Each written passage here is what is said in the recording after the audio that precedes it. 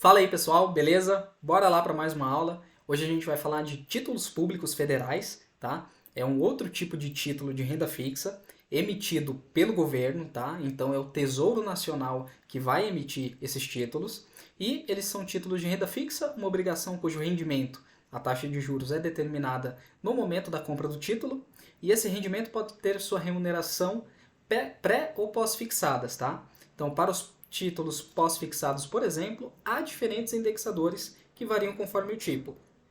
E existem também aqueles que não possuem indexadores, os chamados pré-fixados. Então, são títulos de emissão do governo, tá? Então é o Tesouro Nacional emitindo dívida. E por que ele emite dívida? Nós sabemos que o governo ele tem mais despesas do que ele arrecada de imposto, né? Então, o governo ele geralmente, você vai ver aí, falando de Brasil, tá? Mas não somente de Brasil, vai, Estados Unidos também é assim. O governo ele tem mais despesas do que ele arrecada com imposto. Então ele gasta mais do que ele arrecada. E para suprir esse gasto adicional que não é coberto pela arrecadação de imposto, o governo emite dívida, tá? Então ele vai lá no mercado, emite dívidas, capta dinheiro para pagar ali as suas dívidas e tudo aquilo que não for possível ser pago com a arrecadação de impostos, tá? Então, assim, é um título de menor risco numa economia. Então, no Brasil, os títulos que são considerados mais seguros são os títulos públicos federais emitidos pelo governo.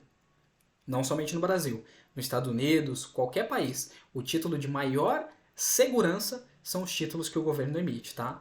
Então, são títulos que vai te dar uma maior segurança até mesmo que os títulos emitidos pelos bancos que têm a cobertura do FGC. Embora os títulos públicos não tenham a cobertura do FGC, são considerados mais seguros, tá? Então, os tipos: pré-fixado, então aquela taxinha lá que ele vai fixar. Pós-fixado vai acompanhar um índice, tá? Um índice de preço, UDI, o que quer que seja. E nós temos os títulos híbridos, títulos que têm componentes pré-fixados ou pós-fixados. Por exemplo, você vai ver que tem título público aí, que ele vai te pagar, por exemplo, IPCA